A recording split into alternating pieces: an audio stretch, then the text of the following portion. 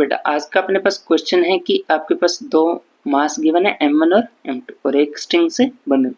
तो आपको बोला जा रहा है find condition of motion if m2 is greater than m1। m2 की वैल्यू m1 से क्या बड़ी। कंडीशन ऑफ मोशन का मतलब क्या होता है बेटा? Just about to, just about to, just about to means motion start होने वाले, मोशन स्टार्ट होने वाले। तो उस कंडीशन ऑफ मोशन की वैल्यू आपको निकालनी है।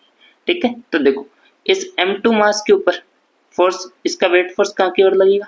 नीचे की ओर, m2g, m2g।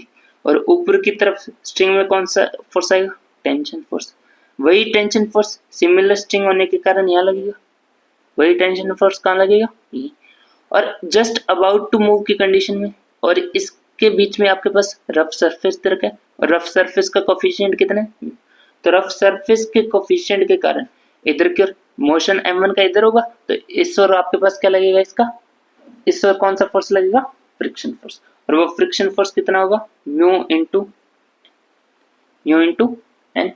और इस m1 का आपके पास नीचे की ओर कौन सा फोर्स? m1g, weight force. कौन सा फोर्स लगेगा? Weight force. और ऊपर की तरफ कौन सा force? Normal reaction force.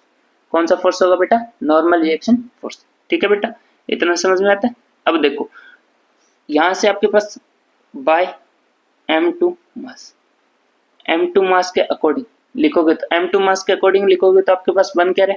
m2 मास के लिए T is equal to just about to move, means ऊपर वाला फोर्स और नीचे वाला फोर्स उस कंडीशन में क्या होगा? बराबर। तो टेंशन फोर्स की वैल्यू किसके बराबर है? m2g की। टेंशन फोर्स की वैल्यू किसके बराबर है? m2g की।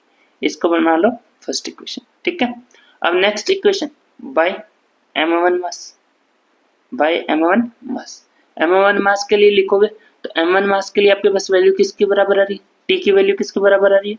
म्यू इंटू एन के, म्यू इंटू एन के। और n की वैल्यू किसके बराबर है? m1 इंटू जी की।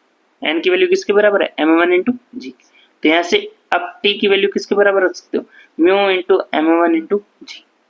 t is equal to mu into m1 into G, means t की वैल्यू आपके पास क्या बनेगी? Mu into m1 into G. ये आपके पास बनी कौन सी? Second equation. कौन सी इक्वेशन बनी? सेकंड। तो बाय इक्वेशन